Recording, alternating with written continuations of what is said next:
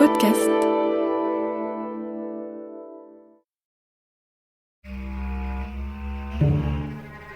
Affaire Simone Weber, épisode 5. Le juge Thiel se rebiffe.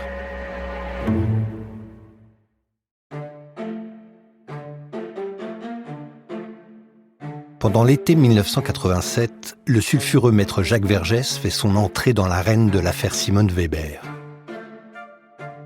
La couverture ultra-médiatique du dossier le flatte, bien qu'il s'en défende. Elle lui permet aussi, sur le plan politique, d'assouvir son goût démesuré pour la subversion. Le 21 septembre 1987, il accorde une interview à Lorraine Soir, avec la mine de fausse componction dont il a fait sa marque de fabrique. Sa stratégie de défense, l'attaque. L'affaire m'intéresse.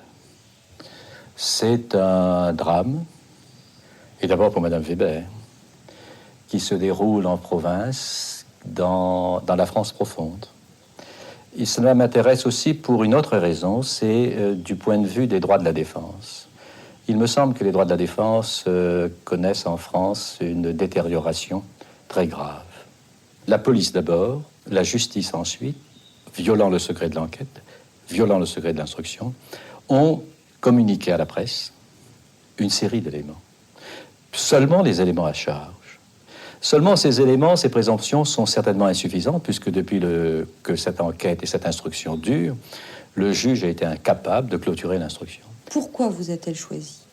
Les personnes qui sont l'objet d'un traitement injuste savent que je suis opposé au lynchage et qu'il n'y a pas de situation en principe désespérée que je n'accepte de défendre et que je ne suis pas du tout influencé par le tintamarre des indiscrétions de la police et de la justice.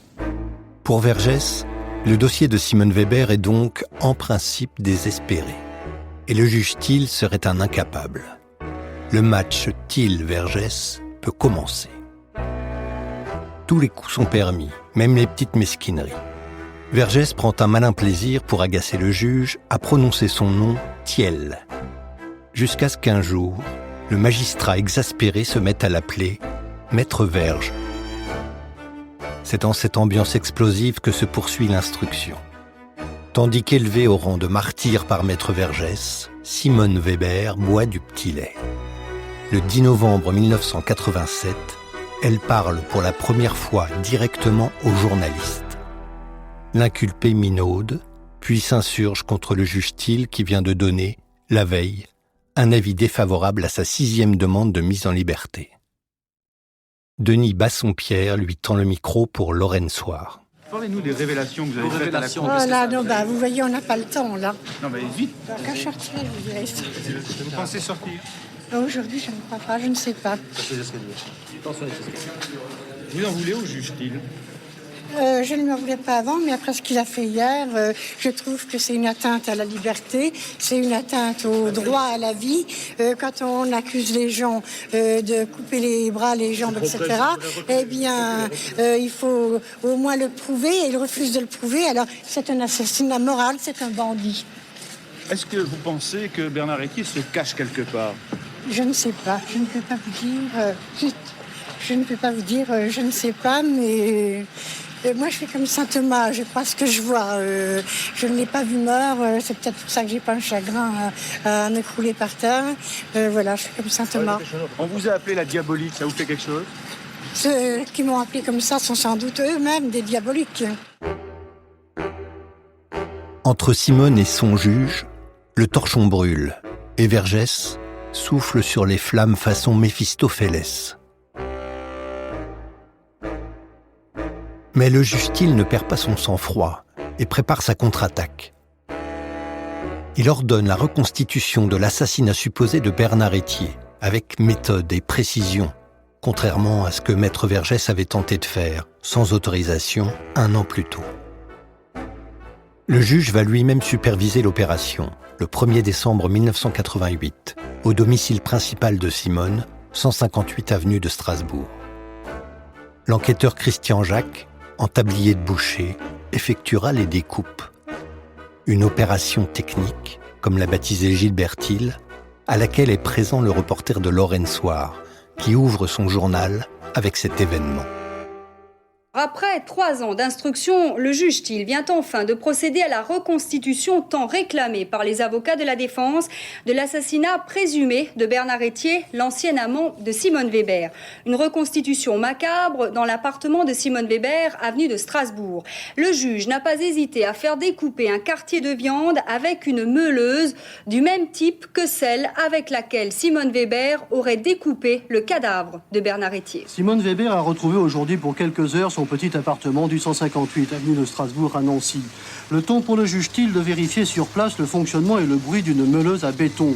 Une machine suspectée d'avoir servi à découper le cadavre de Bernard Etier et qui constitue la pièce maîtresse de l'accusation.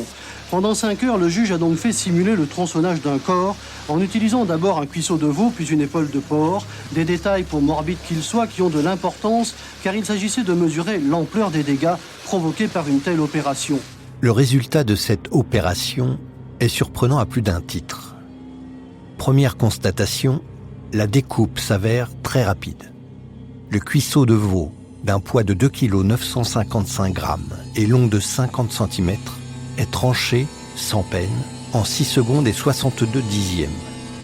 Certes, un corps entier nécessiterait plus de temps, mais on constate que c'est faisable, vite et facilement. Deuxième sujet d'étonnement, le bruit n'est pas susceptible de réveiller tout l'immeuble, contrairement à ce que vont objecter mollement les avocats de la défense.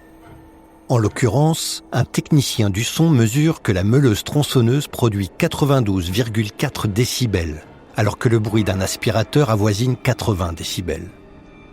Il relève une pointe à 104 décibels lorsque l'outil rencontre un os. Dans l'appartement du dessous, chez les époux Hague, les voisins qui témoignent avoir entendu un bruit d'appareil électrique chez Simone le soir de la disparition de Bernard Etier, le volume sonore de la meuleuse ne dépasse pas 58 décibels. Au-dessus de chez Simone, la perception de ce bruit est quasi nulle, comme Simone le reconnaît elle-même, disant « De là-haut, on n'entend presque rien ». Troisième point constaté, pendant le découpage, les projections de sang ou de substances humaines diverses sont faibles. Ce n'est pas du tout le carnage sanguinolent qu'on imaginait. La rotation élevée du disque de la meuleuse, 6000 tours minute, provoque une découpe nette dont la rapidité cautérise en partie les chairs, avec une odeur caractéristique de cochon grillé. Sur les bâches blanches étalées sur le plancher par les techniciens du service de police, on récupère un peu de poussière d'os et quelques petites taches de sang que Simone, en ménagère aguerrie, aurait parfaitement pu nettoyer. Les avocats de la défense sont évidemment déçus. Quant au juge Thiel, le 7 décembre 1988, il rédige son ordonnance de rejet d'une nouvelle mise en liberté de Simone, réclamée par ses avocats. Les arguments ne lui manquent pas. Il écrit, avec un certain art de la litote, « La minutie, le caractère soigneusement réfléchi des actions de Simone Weber et le luxe des précautions qui les ont entourées exclut toute idée de panique ou d'affolement et indique que dès le 22 juin 1985, dans l'après-midi, elle s'était assurée définitivement de la personne de Bernard Etier. » Elle passe donc en prison son 4e Noël, puis un 5e. Au fil des mois, Simone Weber devient la doyenne de la détention provisoire. En prison à Nancy, puis à Metz, elle tente de continuer ses éternelles manigances. Elle essaie de soudoyer 2 libérables pour dire à la presse qu'elles ont croisé Bernard Etier toujours vivant. Les 2 prisonnières la dénoncent aux surveillantes. Simone va aussi tenter d'obtenir des barbituriques, dans un but qu'on ignore, en essayant de fabriquer de fausses ordonnances. Elle est dénoncée une fois de plus. Mais elle va pouvoir bientôt déployer toute sa verve manipulatrice au procès qui l'attend. En effet, début mars 1990, le juge Thiel boucle son dossier d'instruction. Simone va être envoyée aux assises. Dans le palais de justice de Nancy, c'est le branle-bas de combat. On prépare la salle d'audience. 4 cabines téléphoniques sont installées pour permettre aux nombreux journalistes accrédités de transmettre leurs articles à leur rédaction. Un procès d'anthologie se prépare, comme l'annonce dans son journal Patrice Bertin sur France Inter le 3 juillet 1990. Aux assises, Simone Weber sera jugée par la cour d'assises de Meurthe-et-Moselle. Ainsi en a décidé la chambre d'accusation de la cour d'appel de Nancy. Simone Weber, la diabolique, qui est accusée d'avoir tué son ancien mari, puis son ancien amant. 2 meurtres présumés, sans aveu, sans preuve, sans cadavre. En ligne de Nancy, Annick Le Bihan. Conformément au réquisitoire du parquet général, l'ensemble des charges a été retenu contre celle qui attend depuis bientôt 5 ans d'être jugée. Le bout du tunnel pour cette femme de 59 ans, accusée principalement d'avoir empoisonné son mari, Marcel Fixard, en 1980 et d'avoir tué son amant, Bernard Etier, dont elle aurait ensuite découpé le corps à la tronçonneuse pour le faire disparaître. L'affaire la plus ténébreuse de l'histoire de la justice lorraine, aucune trace de Bernard Etier depuis que des voisins ont affirmé l'avoir vu entrer chez Simone Weber un soir de juin 85. Dans le prochain épisode, nous verrons Simone Weber en pleine action. Aux prises avec les témoins, tantôt fielleuse, tantôt cabotine, en vedette d'un procès qui va s'étirer sur 6 longues semaines riches en rebondissements. 138 témoins et 23 experts seront appelés à la barre, provoquant les colibés ou les injures d'une Simone qui clame être la victime d'une erreur judiciaire. À tort ou à raison. Simone, mise en pli impeccable et tragédienne née, a encore plus d'un tour dans son sac.